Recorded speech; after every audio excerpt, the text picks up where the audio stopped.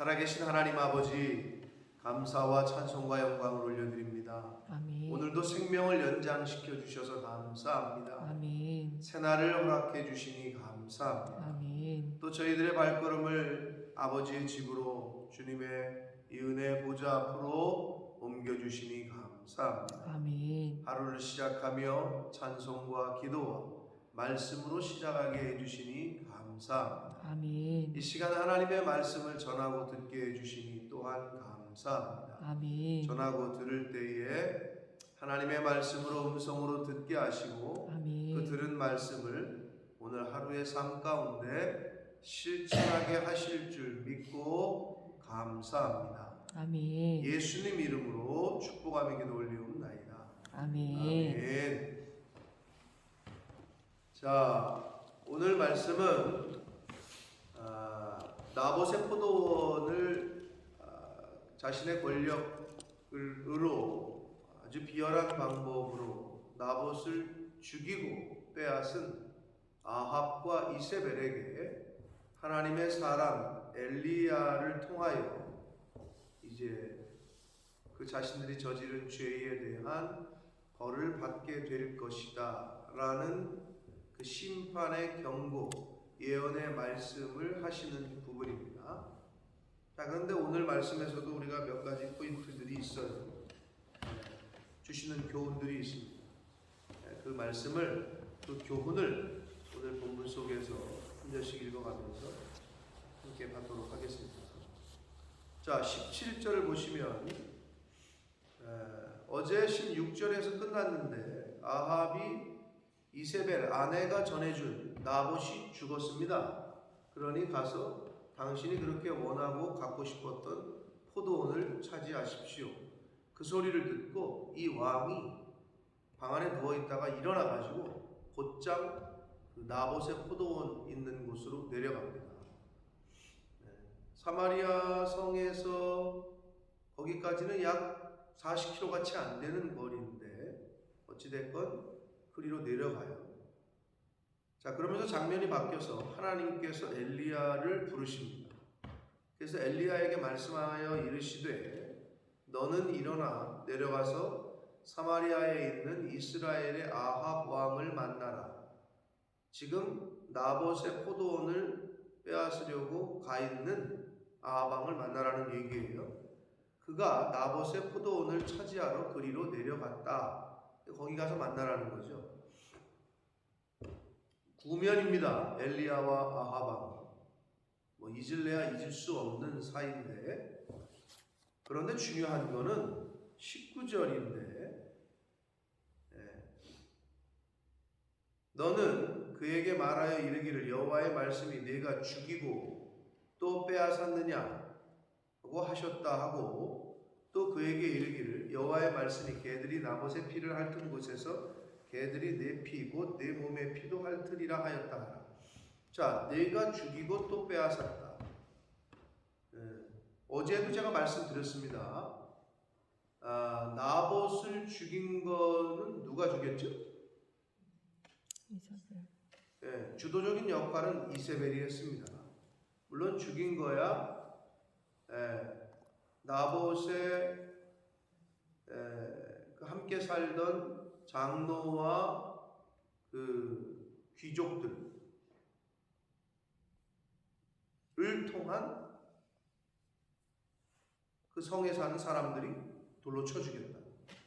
자, 그럼 1차적으로는 나봇의 죽음을 기획한 사람은 이세벨이고, 거기에 행동대장격으로 동조한 사람은 장로들과 귀족들이고,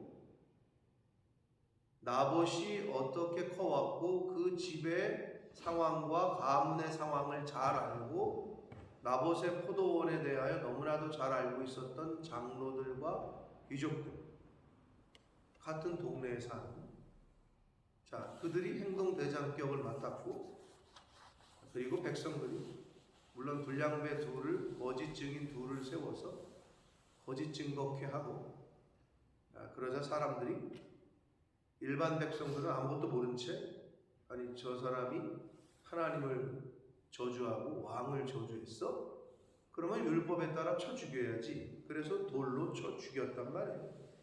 자, 1차적으로는 이세벨, 2차적으로는 장로와 귀족들, 3차는 아무것도 모르는 백성들, 이렇게 될 수 있겠는데 성경은 내가 죽였다. 아합 왕에게. 결국 아합이 이세벨의 그 모든 편지 쓰고 속임수 모든 플랜을 짠 거를 알았다고 보는 거죠. 알았다고 보는 거예요. 자, 그거를 갖다가 내가 죽였다라고 얘기하는 거예요. 그러니까 살인 교사, 내가 직접 내 손으로 죽인 건 아니지만 이건 죽인 거지. 이것과 비슷하게 우리가 사람을 죽인다 했을 때 육체를 죽이는 것도 있고 영을 죽이는 것도 있는데 어제 자 신문이네. 행정직 공무원, 9급 공무원에 합격한 젊은 남자 청년인데 남자라고 제가 본 것 같은데 근데 자살을 했단 말이에요. 그 자살을 한 이유가 남들보다 1시간 전에 먼저 나와가지고 상사들에게 줄 커피를 타고 뭐 준비를 해라. 요즘도 한국은 그런가 봐요. 그러니까 부당한 짓이라고 생각해서 거절을 했고, 거절을 했더니 그 동사무소겠지, 시청인지 동사무소인지, 아무튼 그 부대 그 같은 부대가 아니고 뭐지? 같은 사무실? 네, 같은 그 동료들이 투명인간 취급을 했대. 인사를 해도 받지도 않고, 네가 우리 말을 안 들어? 우리 조직의 힘을 보여주는 거죠. 그러니까 인사를 해도 받지도 않고 일도 시키지도 않고 투명인간 취급을 해. 근데 이제 저는 그 상황에서 그래도 자기가 죽을 일은 아닌데 너무 안타깝더라고. 아니 그들이 취급을 그렇게 안 해도 죽을 일은 아닌데 다른 방법을 썼어야 되는데 어찌됐건 그런 거를 당하니까 뭐 숨이 안 쉬어지고 뭐 가슴이 답답하고 이렇게 호소하고 뭐 병원 다니다가 어제 극단적인 선택을 해가지고 기사에 났더라고요. 자 여러분, 그러면 그 사람들이 죽인 거예요? 안 죽인 거예요? 뭐 죽인 건 아니죠. 직접 칼로 찔러 죽인 것도 아니고. 그러나 그 사람들이 죽인 거나 마찬가지죠.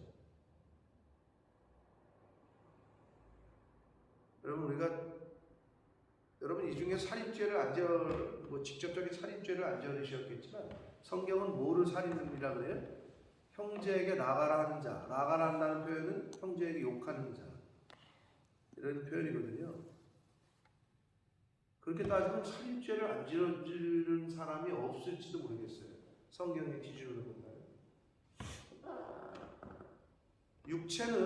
육신은 칼로 찌르고 총에 맞아 죽지만 우리의 영, 마음은 말에 의해서 죽기도 하고 살기도 한다. 말 한마디에 의해서. 우리 잘 알고 있잖아요. 그래서 성경은 이 말과 이 혀에 대한 사용을 굉장히 조심하라고 말하고 있다. 그러니까 이게 우리가 이 말이 굉장히 말은 영이라고 그랬어요. 검과 같은 거예요. 새치끝도 안 되는 이 짧은 혀가 사람을 죽일 수도 있고 살릴 수도 있다. 어떤 말을 하느냐에 따라서. 근데 나는 물론 그 사람들이 잘못했지만 그렇다고 목숨을 끊은 그 청년도 너무 그 엄마가 와가지고 막 울면서 인터뷰를 하는데 너무 안타깝더라고요.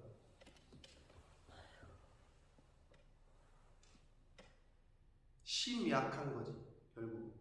그걸 이겨낼 수 있었어야 되는데 세상이 그렇게 하더라고요. 너무 안타깝더라고요. 왜 죽는 방법을 선택했을까? 근데 요즘 시대가 그렇습니다. 요즘 영적인 시대가 그래서 우리 시대는 잘 이해가 안 가는 거지. 그거보다 더한 고생도 했는데 우리는 군대에서 그래서 왜 저희가 없어졌느냐? 구타 이런 게 왜 없어졌느냐? 이렇게 하면 신고한단 말이에요. 예? 맞는 것도 아니고 좀 약간 부당하다고 느끼면 신고를 해요. 엄마한테 이르듯이. 이게 아주 몸에 뱉거든 요즘 젊은이들이. 엄마한테 이르는 게.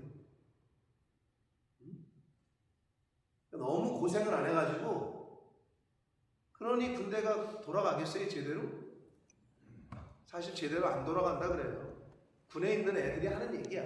자기네가 봤을 때 전쟁 나면은 북한한테 이길 수가 없을 거예요. 북한의 그 군인들과 싸우면. 너무 부정적으로 보는 건지 모르겠는데 제도 자체가 그렇게 돼 있어. 명령을 내리면 그대로 수행을 해야 되는데 명령을 내리면 따지고 보는 거지. 이거 우리가 해야 되는 일이에요? 이렇게 나오면 이게 군대냐고. 말도 안 되는 얘기를 우리가 볼 때는. 그런데 요즘 시대에 우리 자녀들과 그 손주들이 살아갈 시대는 구급 공무원 시험이 요즘 뭐 그것도 고시라고 하는데 붙기가 그렇게 어렵다는데 그걸 붙어가지고 엄마 아빠가 얼마나 좋아했겠어? 근데 몇 번 출근도 못 해보고 그냥 왜 죽냐고. 근데 그 아이가 그거를 견뎌낼 수 있는 힘이 없었던 거지. 내적인 힘이.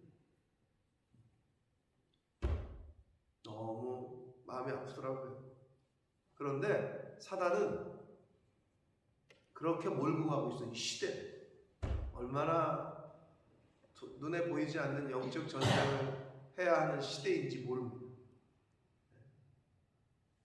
그러니까 하나님의 자녀로 자존감이 높고 내적으로 강한 아이들을 만들어 주려면 결국 하나님의 말씀을 어려서부터 잘 가르치라는 그 성경의 말씀을 우리가 다시 한번 또 깊이 생각을 해야 됩니다. 아합이 죽인 게 아닌데 아합은 전면에 나오지도 않았어. 이 나봇을 죽일 때. 왜? 이세벨에게 이르고 나서 방에 들어가서 누워 있었으니까. 삐져가지고 나 저거 갖고 싶은데 제가 저거 안 판대. 그래가지고 누워 있었으니까. 근데 이세벨이 다 진행을 했는데 하나님께서는 내가 죽이고 라고 표현했습니다. 여러분 이걸 오늘날 우리에게 대입을 시키면 나는 살인죄 저지른 적이 없는데 근데 어떤 사람이 나는 그분이 그렇게 말해가지고 난 교회 안 나가. 나는 그 말에 그게 나는 도저히 너무 상처를 받아가지고 이런 얘기 하잖아요. 우리가 부지불식간에 우리가 하는 말 때문에 하나님 한 영혼을 교회로부터 멀어지게 하고 하나님부터 멀어지게 한다. 이걸 어떻게 감당하냐?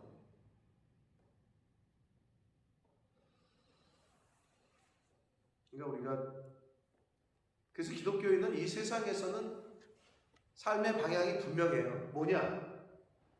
세상과 딱 반대로 살면 되는데 세상은 더 가지라 그래. 근데 하나님은 더 주라 그래. 세상은 올라가라 그래. 근데 하나님은 내려가라 그래. 딱 반대로만 하면 돼. 응? 어떤 수단과 방법을 가지지 말고 경쟁해서 살아남아라. 이게 세상에서 그러는데 우리는 어떻게? 양보하고 저주해. 오른밤 치면 왼밤 돌려대래. 딱 세상과 반대야. 근데 그렇게 살잖아요? 그러면 지는 것 같은데 결국에는 올라가 있단 말이야. 그렇게 사는 사람들은 올라가 있는 것 같은데 어느 순간 한 바닥으로 추락한단 말이야.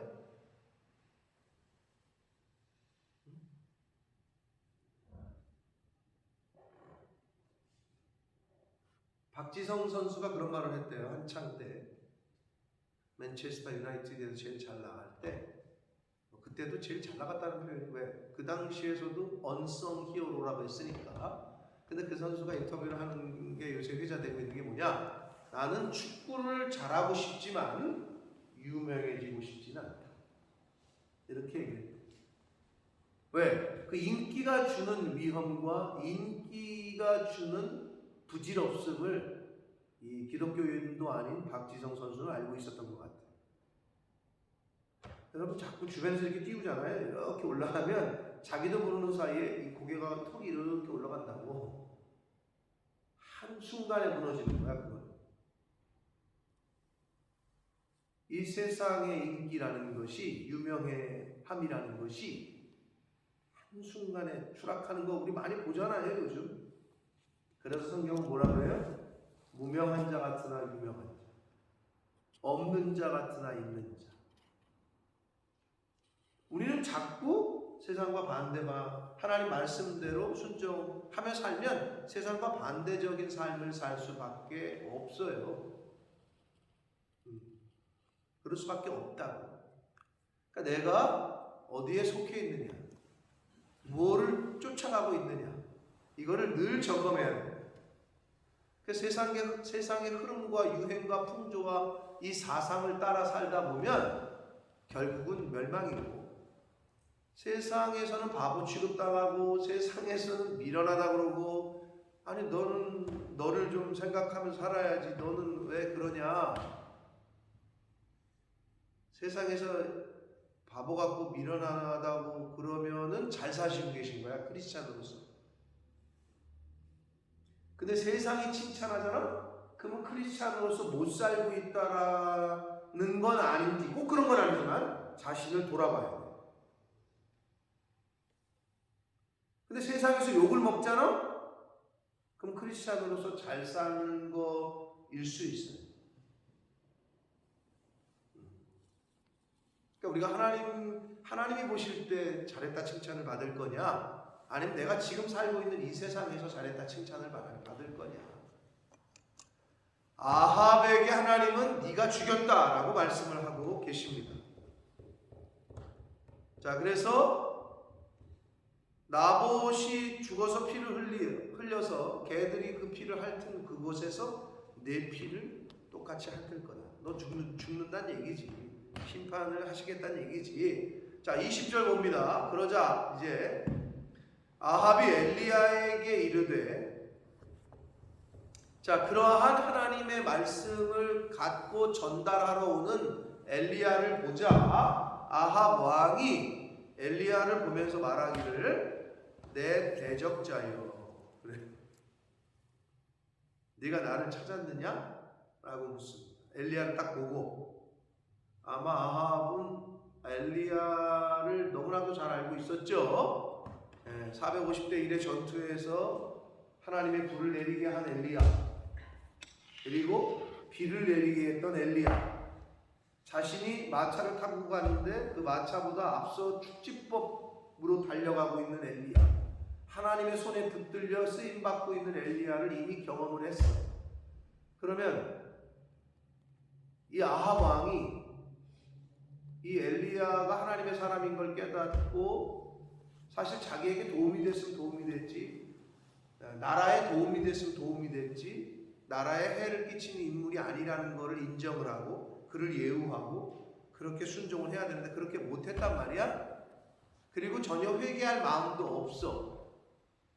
그러니까 여러분, 세상 편에서 볼 때는 하나님이 적군이고 하나님 편에서 볼 때 세상이 적인데, 물론 하나님이 품어 사랑해야 될 대상이기도 하지만서도, 자, 그런데 이 아합은 엘리야를 딱 보자마자 대적자라는 표현을 쓰고 있다.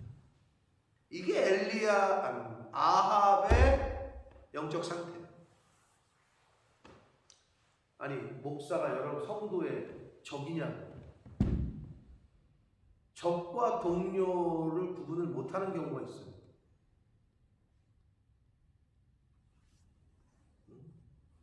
민성아, 적은 멀리 해야 되지. 사단은 멀리 해야 되잖아. 그치? 그리고 성령은 가까이 해야 돼. 교회를 가까이 해야 되지. 나이트클럽은 멀리 해야 되고, 술집은 멀리 해야 좋은 거지.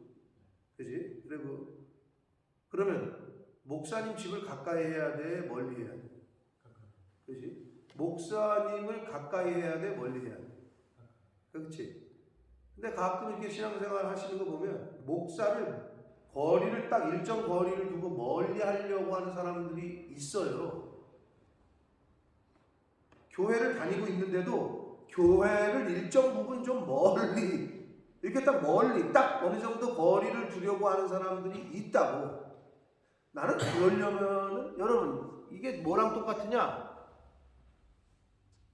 살을 빼려고 운동을 하려고 식스팩을 만들려고 짐을 끊었어.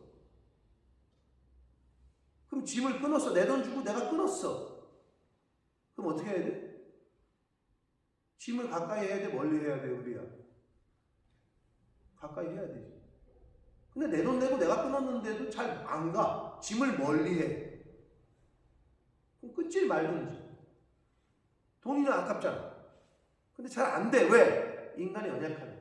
매일 가야 되잖아. 운동을 매일 해야 된다는 걸 모르는 사람이 없어. 근데 안 가게 되지. 매일 걸어야지. 내일부터.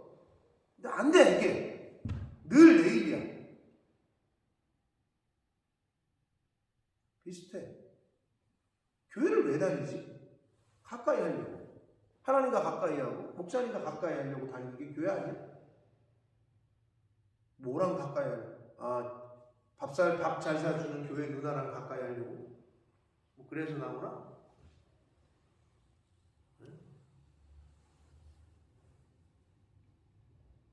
지금 아하 왕이 엘리야를 대적자로 부를 게 아니라 하나님의 사람이요 라고 가까이 했어요. 근데 아합은 엘리야가 어떤 사람인지 너무나도 자신의 눈으로 목격을 했어. 하나님의 불이 내리게 하고 비가 내리게 하고 마차보다 더 빨리 뛰는 거를 목격하고, 그러니까 기적을 다 경험을 했어. 그런데 어떻게 엘리야를 향하여 대적자라고 표현을 할까? 아무리 생각해봐도 이게 무섭구나. 이 아합은 이 사단의 영, 그러니까 마귀 사탄이 딱 들어가. 그러니까 아내가 바알 숭배자의 아주 그냥 전문가고, 그러니까 다른 영이 있는 거지. 그러니까 성령의 사람인 엘리야를 보고, 사단 입장에서는 성령은 대적자지. 여러분, 목회자를 멀리하게끔 하고 교회를 멀리하게끔 하는 말을 한다. 어떤 모임에서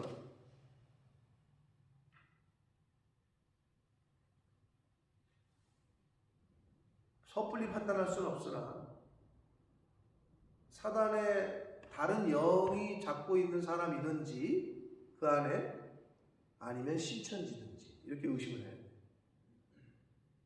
신천지의 특징은 목회자와 성도를 이간질합니다. 멀어지게. 장로님 그랬어. 목사님이 그건 잘못한 거네. 요렇게 한마디 던지면 거기에 이제 사단이 틈을 떠요. 그래서 이렇게 멀어지게끔 해가지고 틈을 내서 교회를 쪼개. 그게 신천지의 전략의 방법인데, 자, 성령은 하나 되게 하고 사단은 나눠지게 합니다. 부부의 마음을 나눠지게 하고 형제와 형제를 나누게 하고 공동체에서 성도 간의 성도 사이를 나눠지게 한다. 그럼 그건 사단이에요. 여러분, 영분별하는 게 그리 어려운 게 아니에요. 가만히 이렇게 보시면 딱 알아요. 그게 아합의 요소야. 하나님의 사람을 하나님의 사람이 아니라 대적자라고 칭하고 있다. 자, 그래서 이 아합이 엘리야를 보면서 네가 나를 찾았냐? 엘리야가 대답하기를 찾았습니다. 네가 내 자신을 팔아 여호와 보시기에 악을 행하였으므로. 지금 하나님의 사람 엘리야가 아합에게 말하기를 당신이 당신의 자신을 팔아 여호와 보시기에 악을 행했다. 뭘 팔았다는 거야, 아합이? 팔았다는 건 그러면 산 사람은 누구야? 여기 팔았다고 그러잖아. 자신을 팔았다고 그러잖아. 산 사람이 누구야? 이게 무슨 의미로 여러분은 읽으셨어요? 자신을 팔았대. 어디에다가?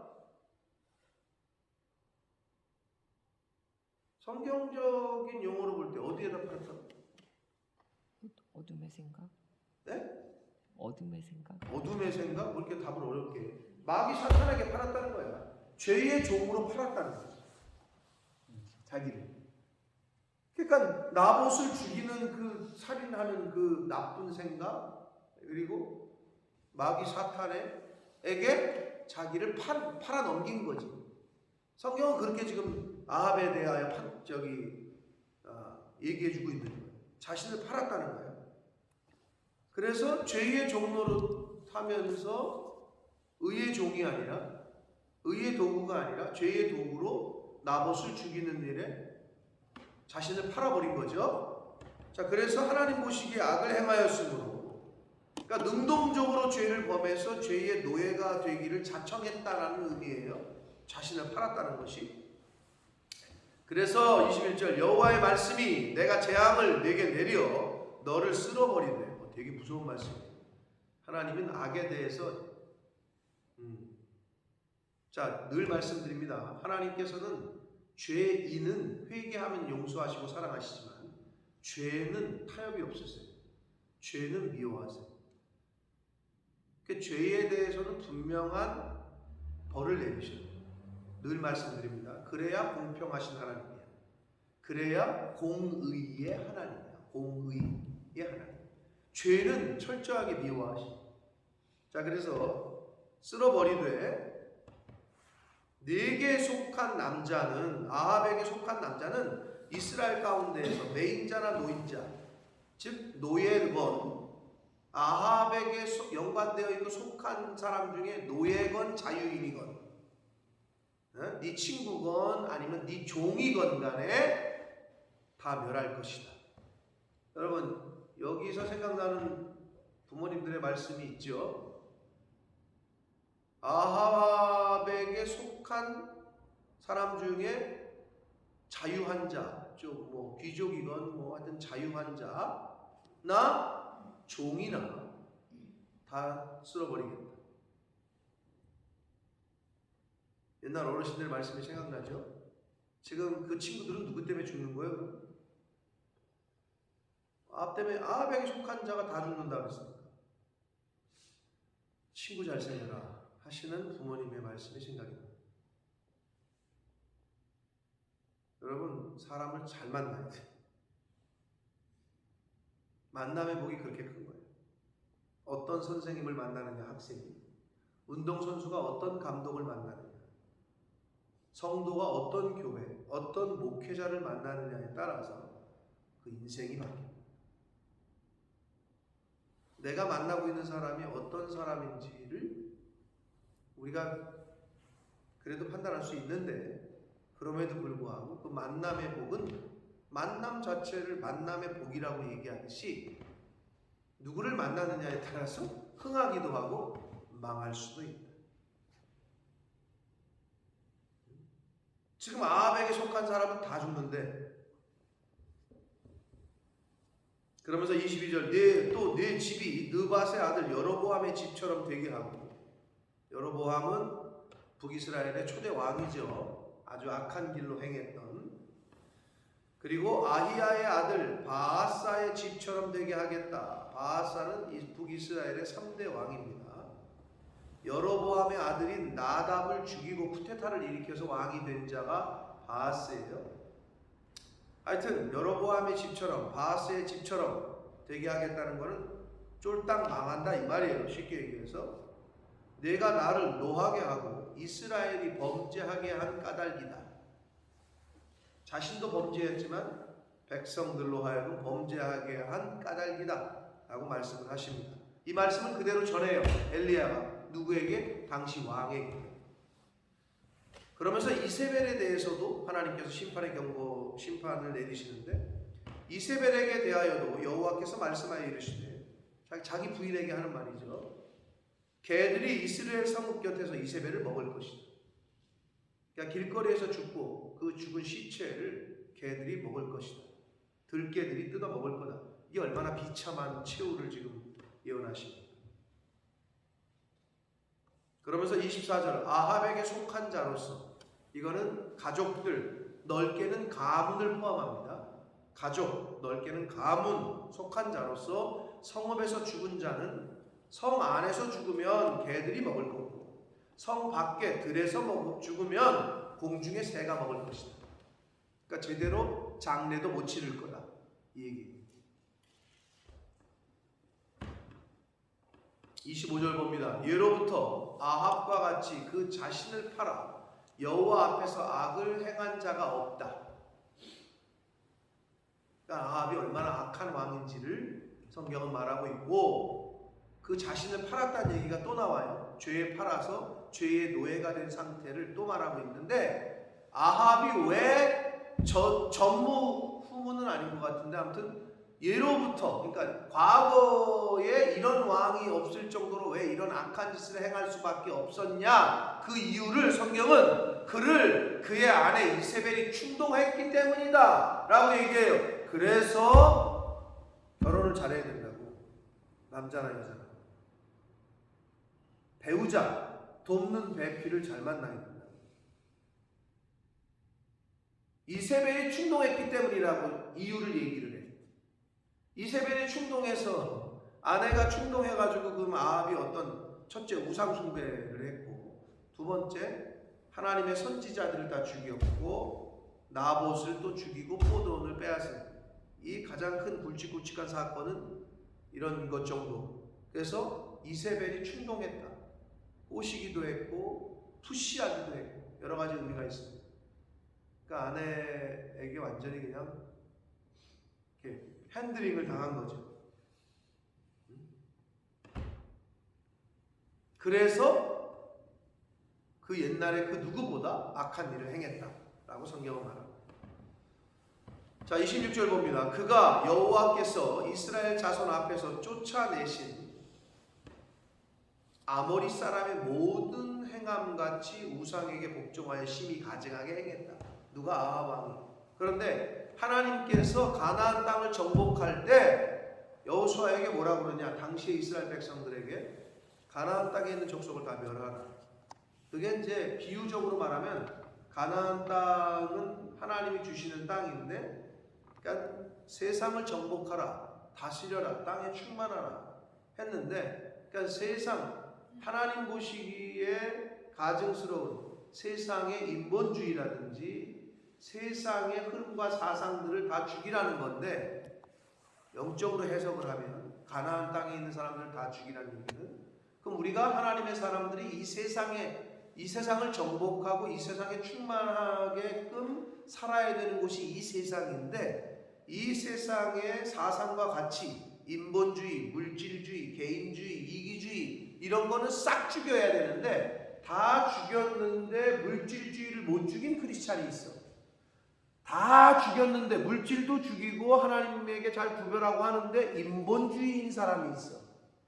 다 죽였는데 개인주의, 이기주의인 사람이 있어. 나, 내 새끼들, 내 집안이 우선이야. 교회가 우선이 아니고, 목회자가 우선이 아니고, 믿는 사람들에게 더욱 그리할지어다. 성경이 그러잖아요. 너희는 모든 착한 일을 하되 더욱 믿음의 가정에 할지어다. 그랬는데 내 가정에만 착한 일을 하는 거지.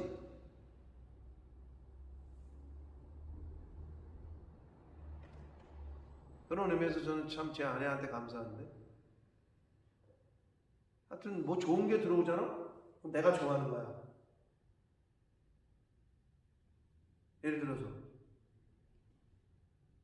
내가 곰탕, 설렁탕을 좋아해가지고 맨날 마루 가도 설렁탕 먹자라고 하잖아요. 근데 엊그저께 분명히 한 설렁탕을 끓이는 걸 봤어. 내가 곰탕을, 냄새도 좋고. 근데 그 다음날 먹으려고 했더니 없대. 왜? 근데 누구 주고 다 줬대. 나는 그때 다음에 또 해주면 되지 이러는 거야. 뭐 좋은 게 오잖아? 어느 순간에 없어졌어. 제가 17년간 여기서 신용불량자 안 되고 안 쫓겨나는 게, 첫째는 하나님의 은혜요, 둘째는 제 아내의 은혜죠. 저렇게 사니까. 여러분 그렇게 살잖아요? 나보다 남을 더 낫게 여기고 살잖아요? 그럼 하나님이 이렇게 채우신다고. 할렐루야. 여러분 그렇게 사는 게 좋지 않아요? 어떻게 이번 달은 내 것을 더 챙기고 어떻게 이럴까? 이거 너무 예수를 믿기 전에 인간적으로 봤을 때 너무 좀 그런 삶이잖아. 근데 하나님을 믿는 사람들은 하나님 말씀대로 그렇게 살잖아. 주는 자가 복되다 했으니까 그러면 자꾸 줘야지. 왜 안 주려고 그래? 성경에 주는 자가 복되다 했잖아. 하나님 제일주의로, 교회 제일주의로, 말씀 제일주의로 그렇게 살아보시라고. 어떤 삶이 펼쳐져. 그렇게 살잖아.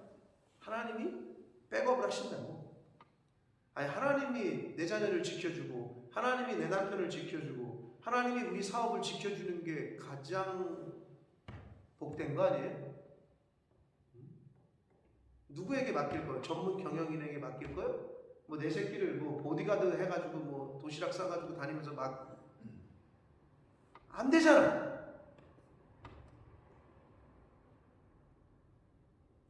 다 아모리 사람 다 가나안 족속을 죽이라는 의미는 그런 의미야. 세상의 물질주의, 물질 만능주의, 인본주의, 개인주의, 이기주의 뭐 이런 것들은 다 죽여야 되는 거야 우리가 이 세상에 살면서. 근데 그 중에 하나라도 남잖아. 아모리 사람을 남겼다고 이 여호수아가 섣불리 계약하는 바람에 걔네들이 속이고 와가지고 우리 뭐 이러니까 그걸 살려뒀단 말이야. 근데 계속 문의 가시와 같은 역할을 했다고. 아무리 이 가나안 족속들이. 그게 바로 우리가 이 세상에서 없애야 될 걸 없애야 되는데 못 없애는 게 있어. 그 약한 부분이 개인별로 다 달라. 어떤 사람은 다 좋은데 이 이성의 문제에 약한 사람이 있고, 어떤 사람은 다 좋은데 물질의 문제에 약한 사람이 있고, 어떤 사람은 다 좋은데 명예, 이 권세, 이 뭐 감투 쓰는 거 이거에 약한 사람이 있고. 그러면 그거를 못 죽이면 나도 죽는 거야. 그러니까 성경은 계속해서 그거 죽이라고 얘기하는 거야. 그게 우리 신앙생활이야. 사람마다 다 약한 위크 포인트가 있다고. 그걸 여러분이 스스로가 나를 빨리 점검해서 그 약한 부분을 빨리 강하게 만들어야 돼. 근데 아모리 사람의 그 우상 숭배하는 그거를 이 아합이 그대로 했다는 거지. 사랑하는 성도 여러분, 교회가 세상을 닮아가는 것만큼 가장 경계해야 될 일이 없습니다. 성도가 세상을 닮아가, 내가 지금 세상을 쫓고 있나? 세상 사람들과 똑같이 생각하고 있나? 이거를 가장 경계해야 됩니다. 구별돼야 돼. 성도는 구별된 거룩한 사람들의 모임이라고 그러잖아. 근데 이게 지금 크리스찬이고 세상 사람이야. 세상 사람도 이렇게 안 하는데 크리스찬이 더 악하게 한단 말이야. 이거는 뭐 얘기할 게 없는 거지. 그러니까 구별이 안 되지. 그러니까 하나님께서도 그 사람을 구별 안 하시지. 근데 이렇게 보니까 딱 눈에 띄어. 그러니까 하나님께서도 딱 눈에 띄는 거지. 그건 당연한 거 아니겠습니까? 그러니까 내가 세상과 얼마나 구별되어 있느냐를 점검해야지, 스스로. 그럼 하나님께서도 나를 구별하신다. 아합이 이 모든 말씀을 들을 때 그걸 들었어요. 그러자 아합이 그래도 저긴 있나봐. 두려웠나봐. 그의 옷을 찢고 굵은 배로 몸을 동이고 금식하고 굵은 배에 누우고 또 풀이 주고 다녔다 이렇게 되어 있어요. 자, 그랬더니 하나님이 그 모습을 보고 엘리야에게 말씀하여 이르시되 아합이 내 앞에서 겸비함을 보느냐? 라고 그랬어요. 이 겸비라는 표현이 자주 나오는데 이 히브리어가 이 카나으라는 단어인데 원래 의미는 이 카나으라는 단어의 원래 의미는 무릎을 꿇다, 엎드리다 이런 뜻이야. 직역하다. 그럼 무릎 꿇는다는 게 뭐야? 자기를 포기하는 거고 나 졌어. 항복을 의미하잖아. 어떻게 보면 무릎 꿇어, 무릎을 꿇다, 엎드리다, 부복하다. 한마디로 낮아지다, 뉘우치다, 회개하는 모습을 보였다는 거지. 아합이. 그랬더니 그가 내 앞에서 겸비했기 때문에, 회개했기 때문에 내가 재앙을 저의 시대에는 내리지 아니하고 그 아들의 시대에야 그의 집에 재앙을 내리라 하셨다. 여기서 우리가 하나 이제 또 교훈을 얻을 수 있는 건 아무리 악한 자였던 아합이라도 겸비하니 회개하니 하나님이 기회를 주셨다. 이걸 하나 우리가 이제 알아야 되고, 또 하나는 뭐냐? 여기서 그럼 퀘스천이 나오지. 어떤 퀘스천? 아니 아버지가 잘못한 거를 그럼 그 아들이 왜? 민성아, 너는 아버지가 아니니까 넌 자녀라는 타이틀밖에 없으니까. 자녀 입장에서 좀 그렇잖아. 아버지가 잘못했는데 왜 내가 그 벌을 다 받아야 돼? 그렇잖아. 그렇게 생각할 수 있지. 근데 이 질문은 이게 뭐냐면, 아버지가 아합이 잘못했는데 아합이 회개했잖아요. 그럼 그 아들 때에 가서 그 아들이 어떻게 살건 벌을 내리겠다는 게 아니야. 아들 때까지 기회를 주신 거야. 그러면 아합이 어떻게 써야 돼? 너 하나님 잘생겨라. 너 어려서부터 하나님 잘생겨라. 이렇게 되고 이렇게 말해줘야 되는 거 아니야? 그러면 아들이 다 듣고 하나님을 철저히 섬겨야 되겠구나. 우상 섬기면 안 되겠구나. 기회를 계속 주시는 거지. 그러나 그 아들 또한 똑같이 아합처럼 그러면 어떻게 해? 그럼 그때 가서 그 아들에게 벌을 주겠다는 거지. 아들이 하나님 똑바로 잘 섬기고 세상과 구별되게 사는데 너는 아무리 잘 살아도 소용없어. 네 아버지가 개차반이었기 때문에 너는 그냥 죽어야 돼. 이런 하나님은 아니다. 즉 그 아들 때까지 시간을 주신 거지. 회개할 수 있는 시간. 이렇게 보시면 돼요. 자, 그래서 여러분에게 나눠드린 이 왕표에 보면, 아합이 몇 대 왕이었죠? 럭키 세븐, 7대, 럭키는 아닌데 7대 왕이었어요. 가장 악한 왕으로 표현되는 이 아합이 7대 왕이에요. 북왕국 역사상 가장 타락하고 악한 왕, 바알 숭배자, 이세벨과 결혼, 이렇게 되어 있잖아요. 아하시아 8대 왕, 아합의 아들입니다. 그리고 9대 왕 요람, 여호람. 그런데 그 아들 때 가서 이 아합에게 내렸던 그 벌이 응한다 그랬잖아요. 아하시아를 거쳐서 요람, 여호람이라고 하는 9대 왕 요람 때에 가서 이 예언의 말씀이 그대로 응해지게 됩니다. 결국은 아합이 진짜 철저하게 회개했던 게 아니었던 거지. 그때 들을 때 무서우니까 겸비했는데, 진짜 회개했다면 그 자녀들에게 철저하게 하나님 중심으로 살아라, 말씀 중심으로 살아라, 이랬어야 되는데 그렇게 가르치지 못했어요. 이제 뒤에 나오는 그 8대 9대 왕들의 모습이 아버지와 별반 차이가 없었어요. 그래서 결국은 그 아들들이 하나님이 예언했던, 아합에게 예언했던 그 말씀이 그때에 가서 이루어지게 됩니다. 하나님은 기회를 주셨어요. 회개할 수 있는 기회, 충분한 시간을 주셨는데 돌이키지를 않았습니다. 하나님은 아무리 악한 사람이라도 회개하고 돌아오면 받아주십니다. 그게 아합 왕을 통해서도 지금 엿볼 수 있어요. 하나님이 충분한 기회를 주셨다. 이렇게 악한 왕이었어요.